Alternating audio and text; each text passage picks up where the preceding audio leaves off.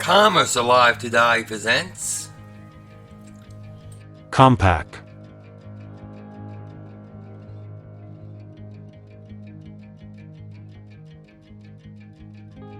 Compaq's beginning was in the summer of 1981, when Joseph R. Rod Canyon, James M. Harris, and William H. Murto, three senior managers from TI, decided to start their own company.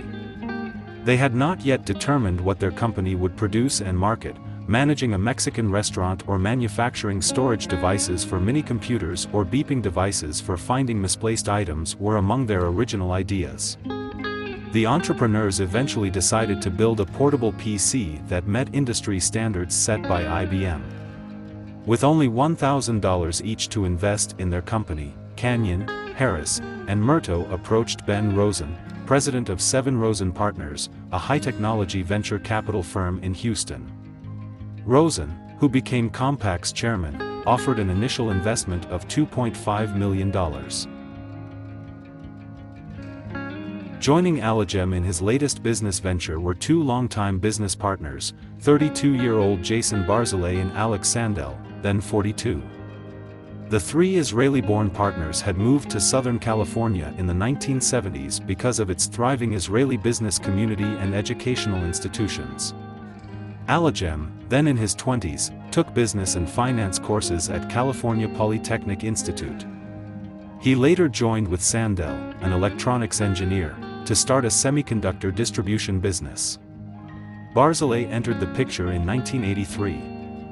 He was also operating an electronics distribution business at the time, but had formerly worked at Burroughs and Rockwell International in engineering and sales positions. The three men combined their companies to form Cal Circuit Abco Incorporated, a Woodland Hills, California-based distributor of semiconductors and computer peripherals. By the mid-1980s, the successful enterprise was generating more than $500 million in annual revenues. When Allegem purchased the Packard Bell name in 1985, the PC industry was beginning to explode. While IBM had pioneered the industry, the number of industry participants offering inexpensive IBM clones was proliferating. Allegem and his partners believed that the PC business was moving away from a high-end retail environment and toward a commodity industry characterized by low margins and high volume. And they wanted to profit from the coming boom in computer sales. Allegem knew that Asian suppliers could produce customized computers and peripheral equipment inexpensively, and he and his partners already had experience in the distribution end of the industry. So, in 1986, the three men formed Packard Bell Electronics Incorporated, contracting both with their Asian suppliers to design a product line specifically for their company and with several Asian manufacturers, including Tatung Company of Taiwan and Samsung of Korea, to build the machines. The first Packard Bell personal computer hit store shelves in 1987. Unfortunately, the product was just one of several IBM clones entering an increasingly crowded market. Because Packard Bell couldn't rely on technological advantages or patent protection, it had to depend primarily on merchandising savvy and low prices to separate its products from those offered by the competition. To that end, the three entrepreneurs developed and executed a cunning and successful stratagem. For starters, they began selling their products under the nostalgic Packard Bell marketing theme, "America grew up listening to us. It still does." That established slogan, along with the recognized Packard Bell name, gave the company's computers instant credibility, a rare asset in the burgeoning personal computer industry. In addition, Packard Bell's machines proffered numerous innovations that, at the time, represented notable breakthroughs in the personal computer industry. For example, Packard Bell computers were among the first to come equipped with both 3-inch and 5-inch diskette drives, which smoothed the transition to smaller drives for users replacing older computers. Furthermore, standard Packard Bell's PCs were outfitted with a comparatively large 40-megabyte hard drive, yet were often offered at a lower price than competing brands with a smaller memory capacity. Importantly, Packard Bell became the first company to pre-install software with its computers. This pivotal innovation spared customers the tedious hassle of loading the operating system and application software, and it represented a giant leap toward the industry's goal of delivering a computer that could be used by technologically inexperienced customers straight out of the box. Compaq was established just after an era in which PC entrepreneurs had proliferated. The technological breakthrough of the microprocessor, an extraordinarily powerful semiconductor of smaller computers to be built that were also faster, less expensive, and easier to use. Because this much less expensive microprocessor served to miniaturize computers, the demand for PCs increased, and development costs decreased significantly. As a result, many new PC companies were established. While these early companies were successful in technological leadership and often had a flair for marketing, deficiencies in inventory management and quality control eventually led many of them to fail. When Compaq arrived on the scene, venture capitalists were beginning to force many entrepreneurs to turn over control of their companies to more experienced management professionals. As Rosen, who had lost a $400,000 investment in another PC startup, explained in Management Today in 1985, in the early days, it was an area for flamboyant people, who transformed their personalities into companies. Now the business requires a very different kind of manager. It has become a very unforgiving industry. Unlike most new PC companies, Compaq's management had the benefit of the experience of longtime professionals. Prior to joining Compaq, each of its original 20 employees had worked in the computer industry for 15 to 20 years. Their experience in management and engineering at such companies as TI and IBM, two pioneers in the industry, with Compaq with a solid foundation. Compaq's management style was of the kind that was scorned by early iconoclastic PC entrepreneurs. Compaq made decisions by a consensus approach, which allowed every division of the company a say in product development. Compaq also instituted some traditional corporate mechanisms, such as tight fiscal controls and a forecasting system. In 1983, Compaq's consensus management proved valuable. Canyon, Compaq's chief executive officer, strongly supported the idea of producing a briefcase-size, or laptop, computer.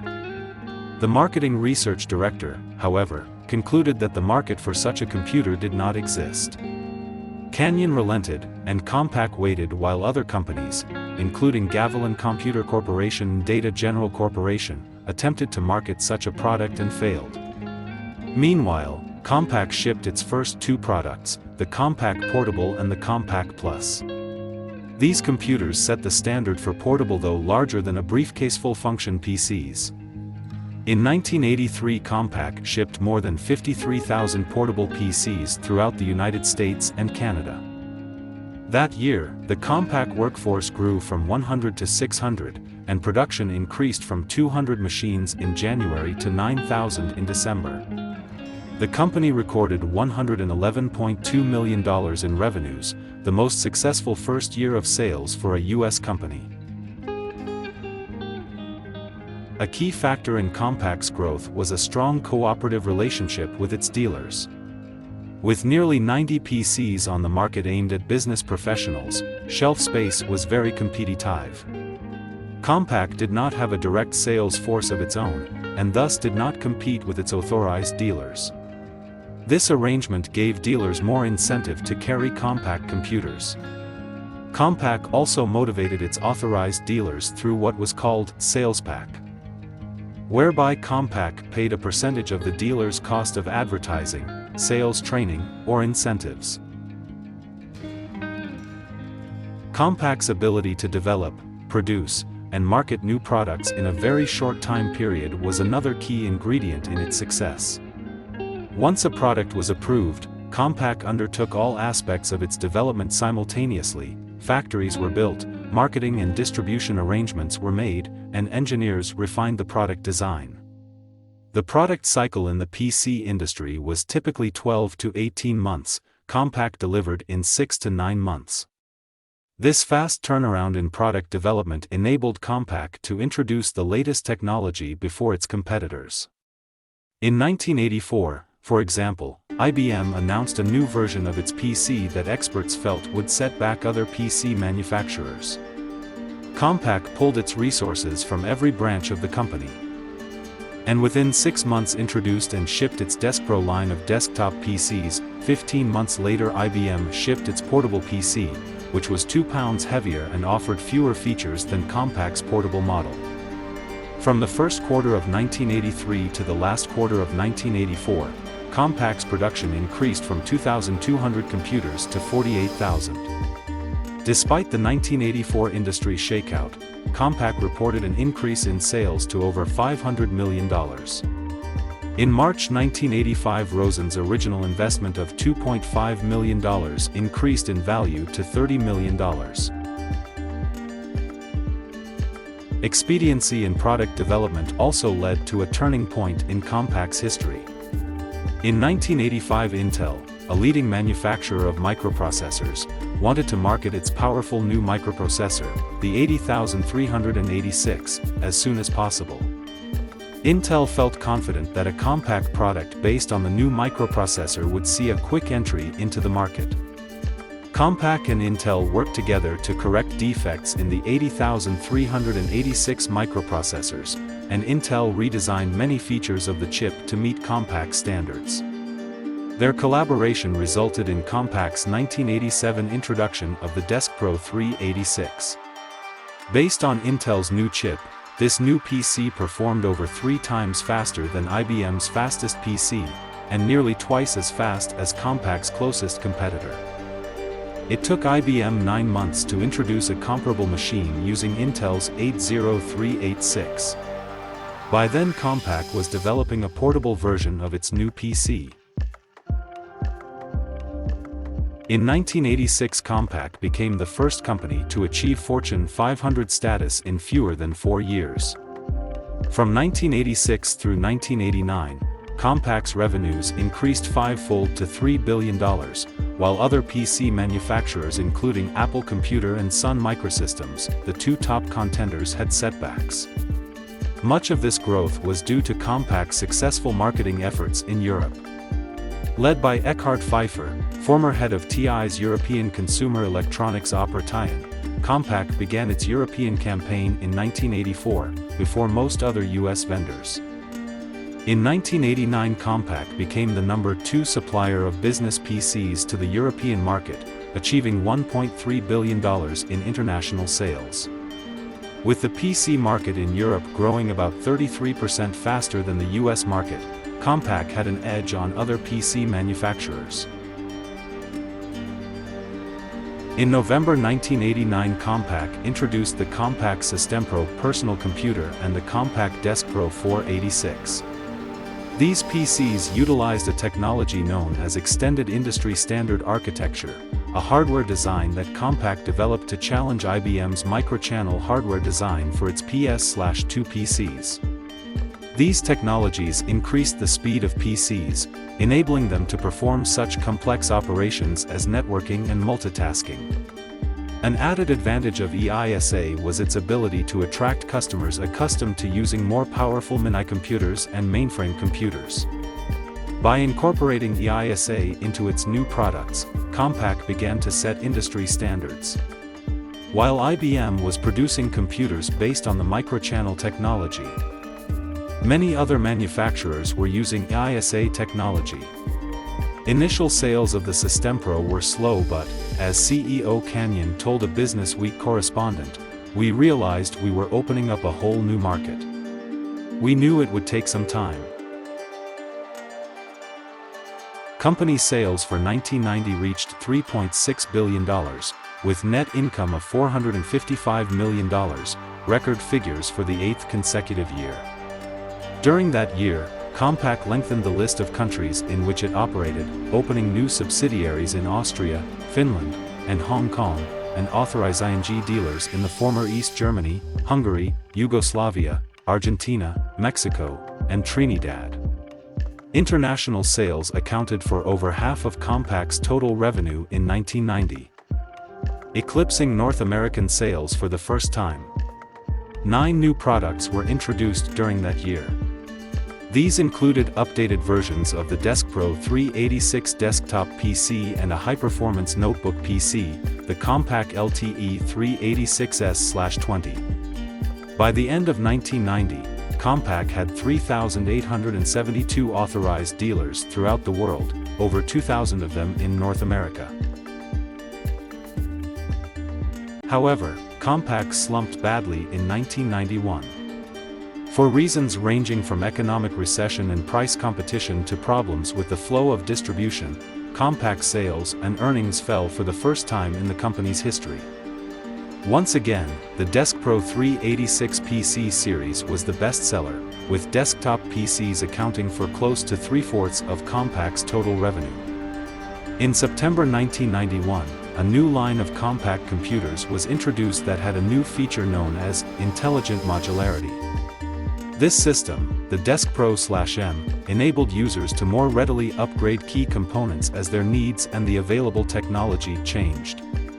This was possible by organizing components into 5 easy-to-access modules: memory, input/output, EASA/ISA expansion cards, processor, and video graphics controller. It was hoped that customers would prefer upgrading with ease to purchasing a new computer every time their needs increased. Compaq was forced to alter its established distribution strategy somewhat in 1991. By that time 8 of the company's 10 most important dealer chains had merged into 4. This led Compaq to gradually start authorizing computer consultants and discount chains to sell its products. Direct sales techniques of its own, such as a toll-free hotline, were stepped up as well. In late 1991, a dramatic management shakeup took place. Following a gloomy board meeting at which a $70 million third-quarter loss was announced, company founder and CEO Canyon was forced to resign. Pfeiffer, who had been promoted to executive vice president and chief operating officer, was immediately named to replace Canyon. A major reorganization of the corporate structure ensued. The company was realigned into desktop and systems divisions. As part of a 1,440-person staff reduction program, about 12% of the company's workforce was laid off. In addition, 5 high-ranking executives left the organization, including Senior Vice President of Engineering James C. Harris, the last remaining company founder. In June 1992, Compaq introduced an incredible total of 16 new products. The new machines were of several types, including the company's first low-cost desktop PCs Compaq ProLinea, low-cost notebook PCs Contura, and upgradable desktop PCs with advanced graphics and audio capabilities. The same month, Compaq announced the initiation of a new peripherals division, a worldwide arm whose mission would be to develop printers and printer-related items. The division's initial line of products, including the August 1992 debut of the Compaq Pagem printer, launched Compaq into the rapidly growing market for network printers. The printer line was a failure, however, and was abandoned in 1993. Under the leadership of Eckhart, Compaq also began a major push into the consumer and home office markets. This effort was centered around the Presario line of home computers launched in August 1993. The company's hottest new PC in company history, the Presario line included models selling for less than $1,500. Compaq sold more than 100,000 Presarios in the first 60 days after introduction, with sales fueled by a $12 million television advertising blitz, the company's first such campaign in 3 years. In 1993 alone, Compaq sold $500 million worth of Presarios. By aggressively pricing its PCs, Compaq placed itself in a better position from which to compete with manufacturers of lower-cost PC equipment, manufacturers that had helped put the brakes on Compaq's previously unchecked growth. By 1994, the company managed not only to fend off its low-price competitors, it also surpassed IBM as the #1 seller of PCs worldwide. Not content with its PC dominance, Compaq in the mid-1990s aimed to capture a much wider market. It had already introduced the ProLiant server PCs as its entry into the market for servers, powerful computers used for corporate networks and internet websites. The company then went after the corporate mainframe and mini-computer market with the launch of the Armada mainframe-class server, the top-of-the-line model which sold for upwards of $100,000.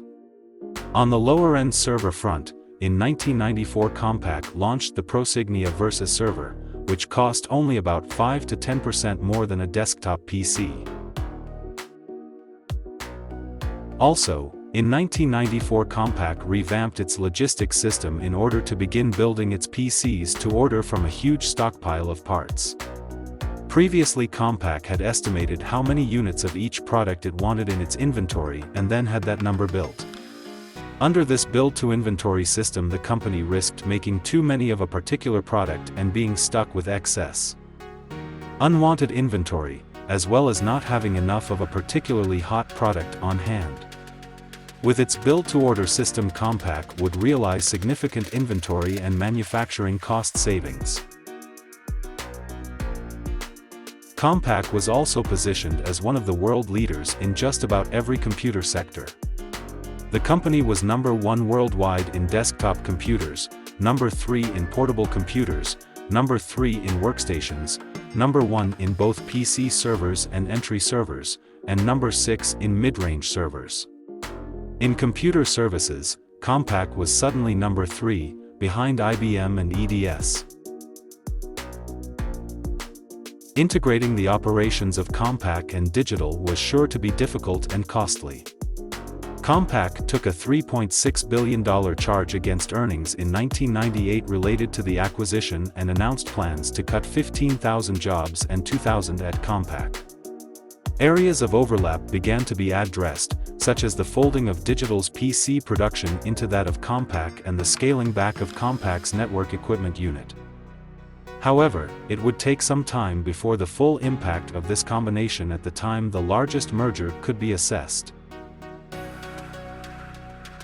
However, Pfeiffer had little vision for what the combined company should do, or indeed how the three dramatically different cultures could work as a single entity, and Compaq struggled from strategy indecisiveness and lost focus, as a result being caught in between the low end and high end of the market. Mark Anderson, president of Strategic News Service, a research firm based in Friday Harbor, Washington, was quoted as saying, "The kind of goals he had sounded good to shareholders, like being a $50 billion company by 2000, or to beat IBM. But they didn't have anything to do with customers." The new CEO should look at everything Eckhart acquired and ask, did the customer benefit from that? If the answer isn't yes, they should get rid of it.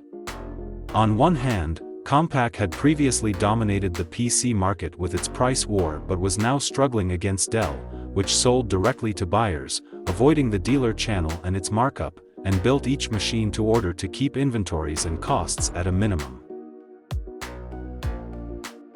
Compaq, through its acquisitions of the Digital Equipment Corporation last year and Tandem Computer in 1997, had tried to become a major systems company, like IBM and HP.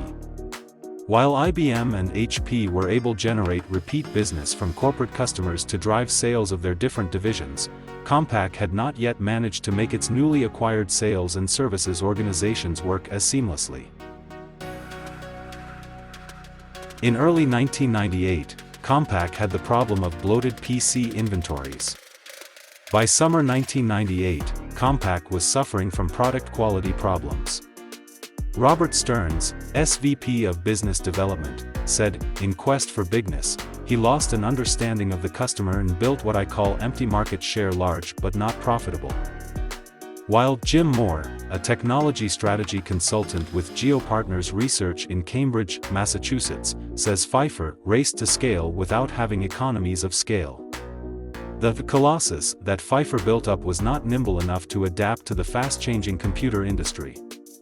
That year Compaq forecast demand poorly and overshipped too many PCs, causing resellers to dump them at fire sale prices, and since Compaq protected resellers from heavy losses, it cost them 2/4 of profits.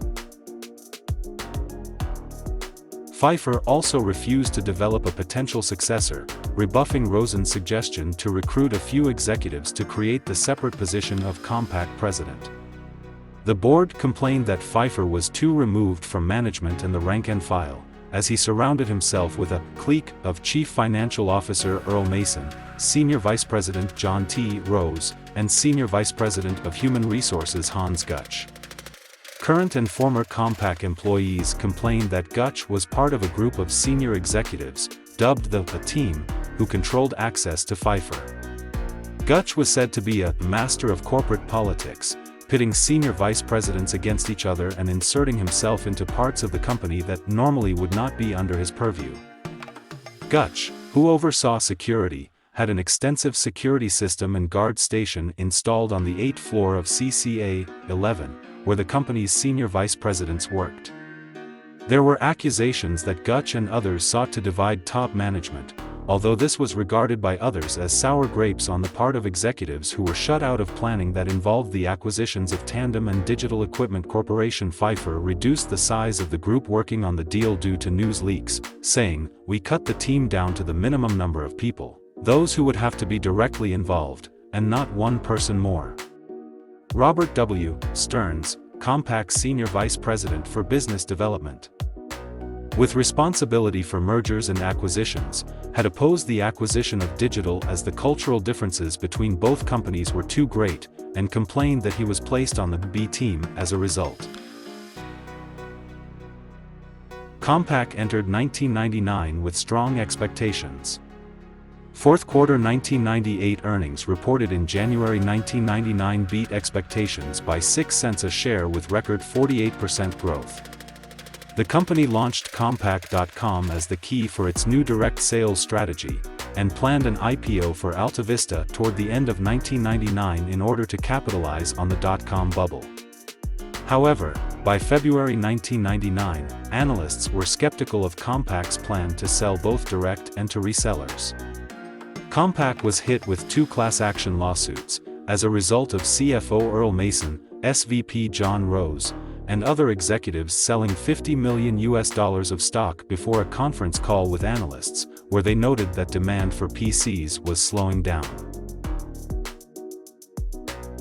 On April 17, 1999, just 9 days after Compaq reported first quarter profit being at half of what analysts had expected, the latest in a string of earnings disappointments, Pfeiffer was forced to resign as CEO in a coup led by board chairman Ben Rosen. Reportedly, at the special board meeting held on April 15, 1999, the directors were unanimous in dismissing Pfeiffer. The company's stock had fallen 50% since its all-time high in January 1999. Compaq shares, which traded as high as $51.25 early in 1999, dropped 23% on April 12, 1999, the first day of trading after the first quarter announcement, and closed the following Friday at $23.62. During 3 out of the last 6 quarters of Pfeiffer's tenure, the company's revenues or earnings had missed expectations. While rival Dell Computer had 55% growth in US PC sales in the first quarter of 1999, Compaq could only manage 10%. Rosen suggested that the accelerating change brought about by the Internet had overtaken Compaq's management team, saying, "As a company engaged in transforming its industry for the Internet era, we must have the organizational flexibility necessary to move at Internet speed."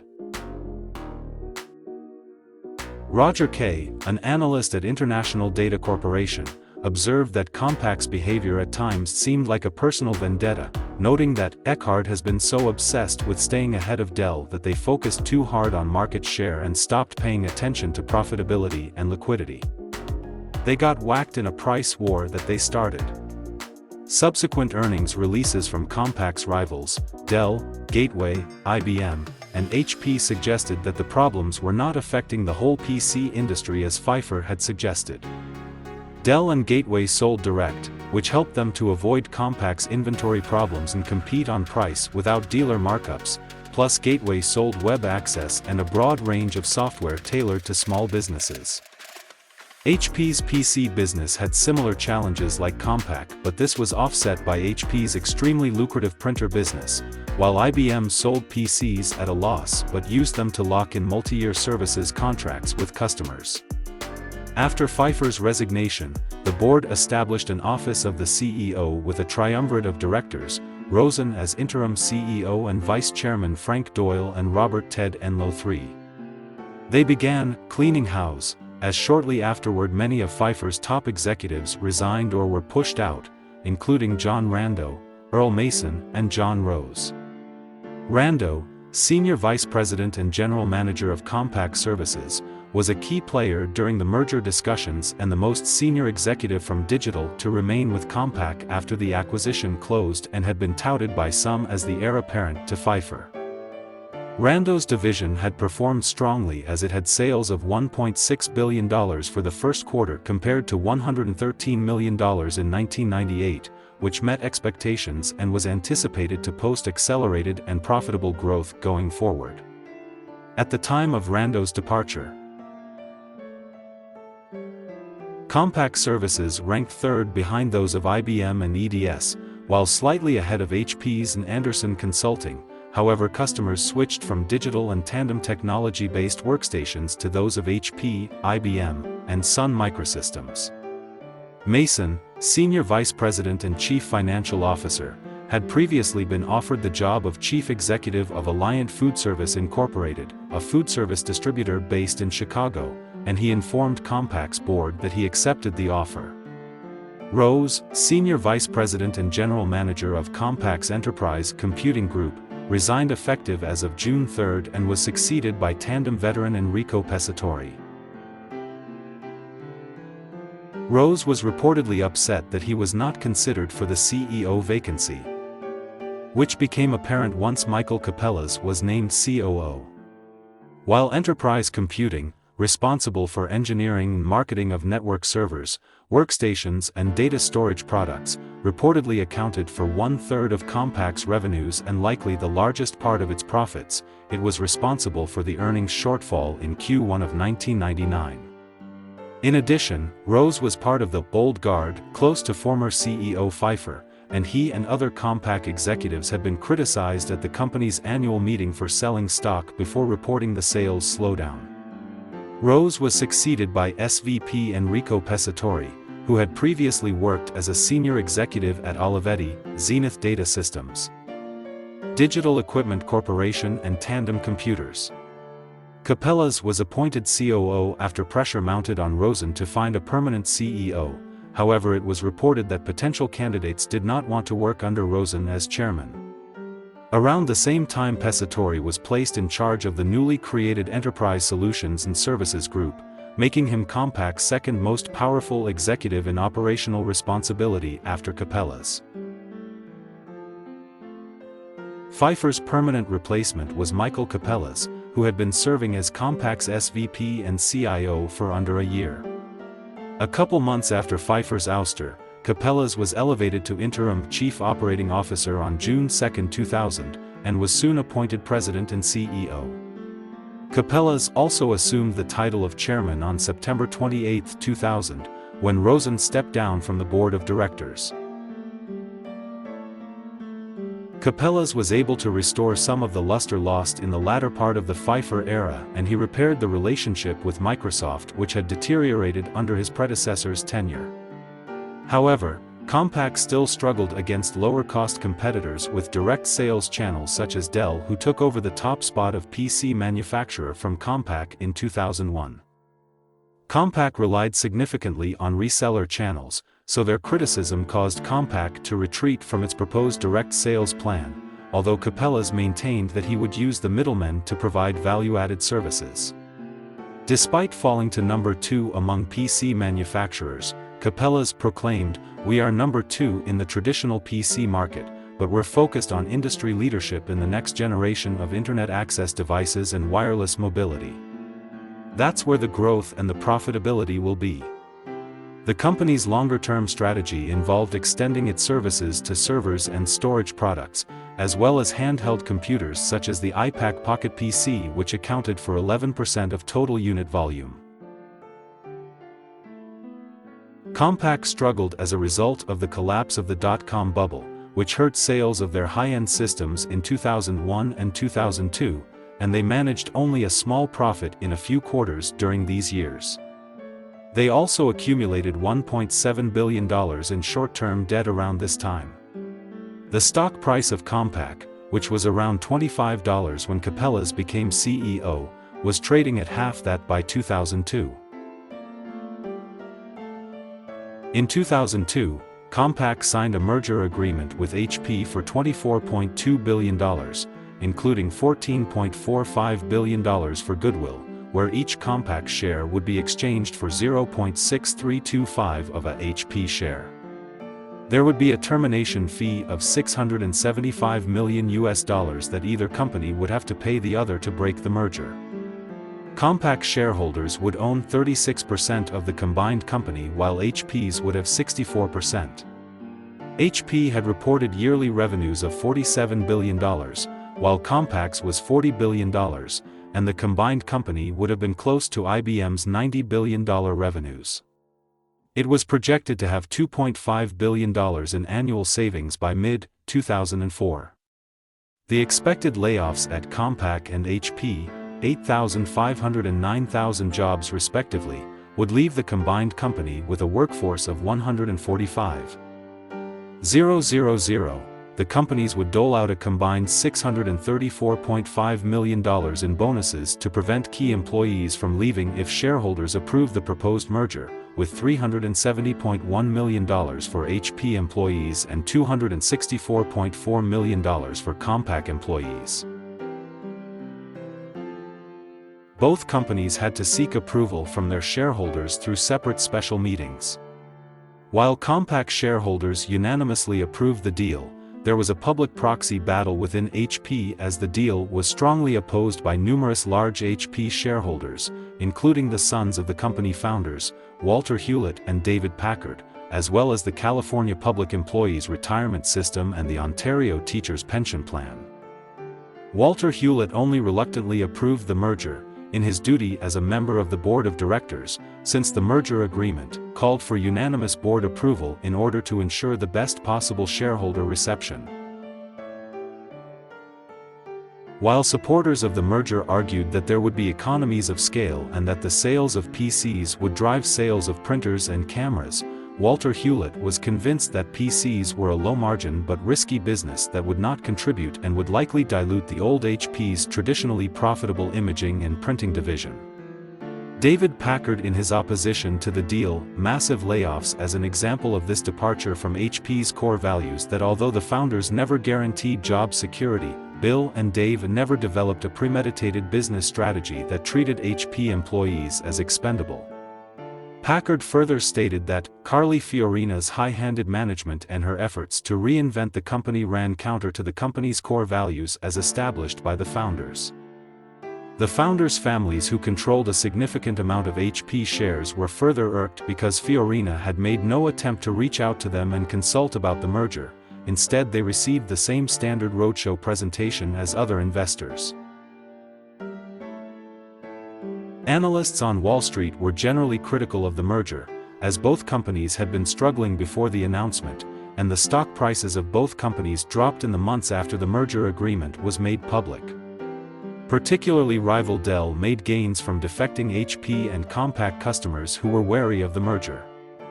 Carly Fiorina, initially seen as HP's savior when she was hired as CEO back in 1999, had seen the company's stock price drop to less than half since she assumed the position, and her job was said to be on shaky ground before the merger announcement.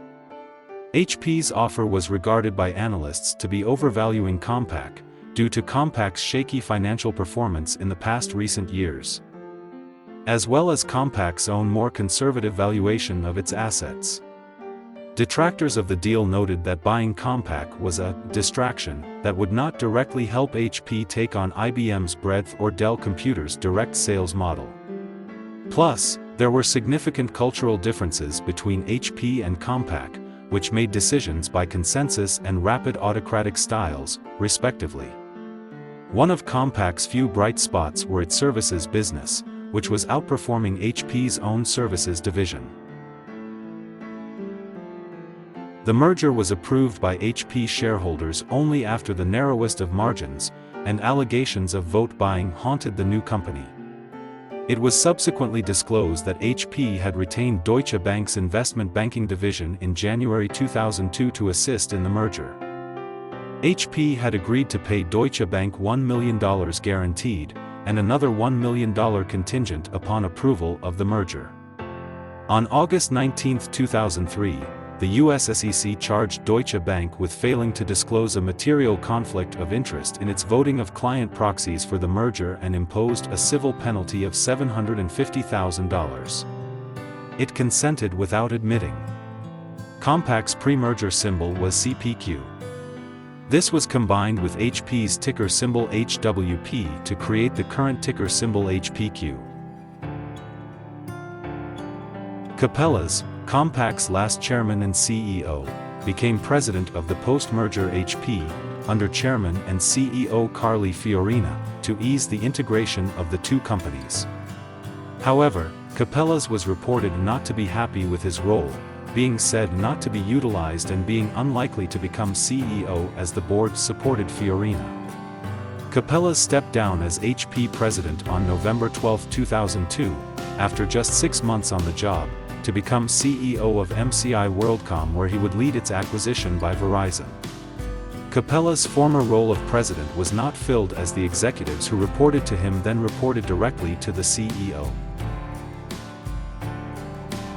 Fiorina helmed the post-merger HP for nearly 3 years after Capellas left. HP laid off thousands of former Compaq, DEC, HP, and Tandem employees. Its stock price generally declined and profits did not perk up.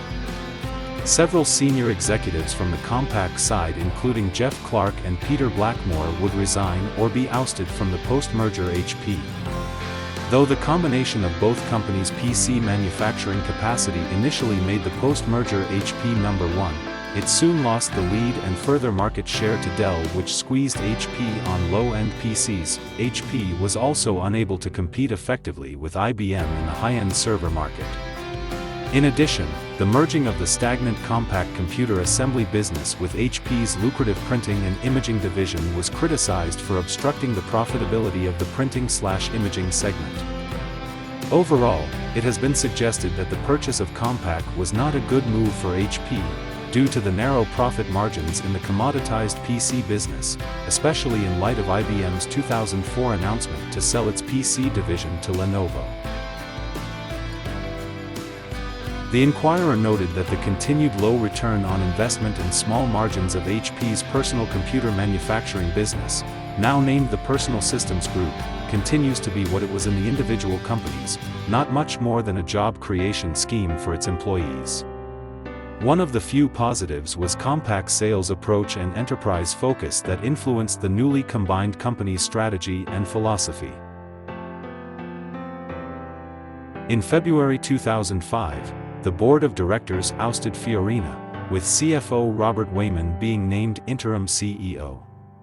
Former Compaq CEO Capellas was mentioned by some as a potential successor, but several months afterwards, Mark Hurd was hired as president and CEO of HP. Hurd separated the PC division from the imaging and printing division and renamed it the Personal Systems Group, placing it under the leadership of EVP Todd Bradley.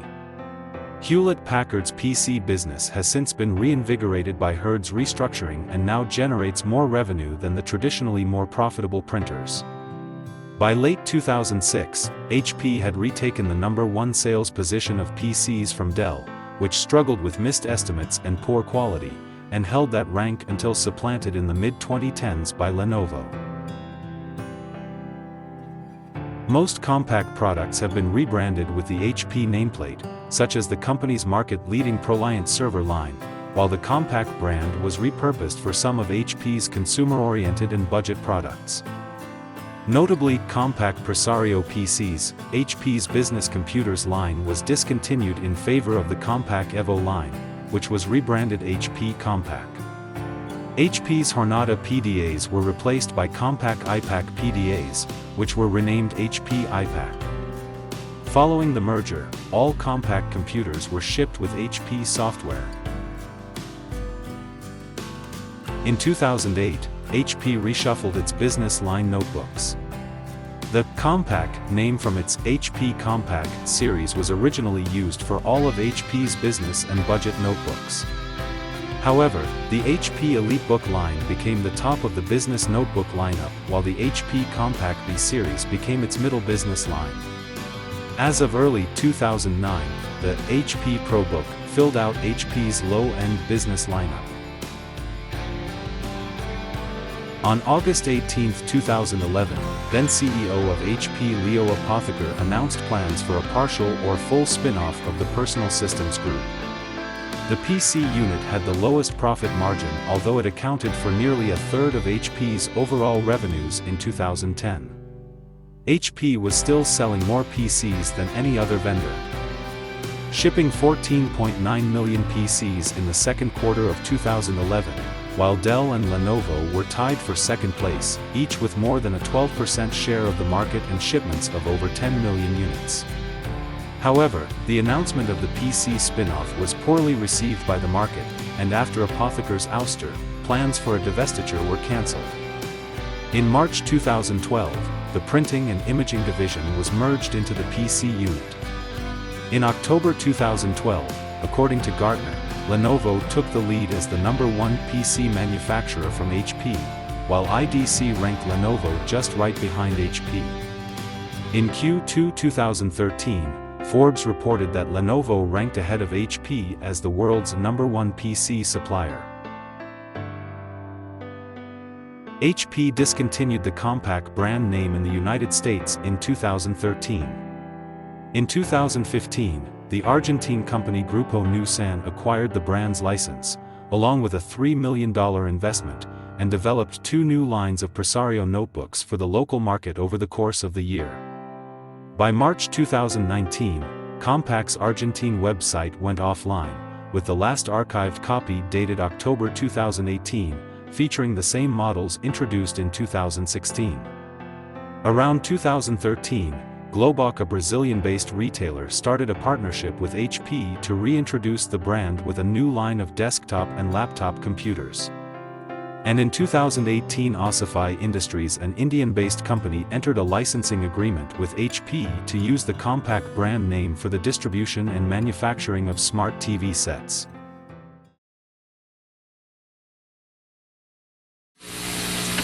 Excuse me. Oh, what? Why so many computer add-ons? I need to accomplish a lot, so I need a computer that will do a lot. The new Compaq Desk Pro has those add-ons built in. I need lots of programs. Desk Pro runs thousands of business programs. I need speed.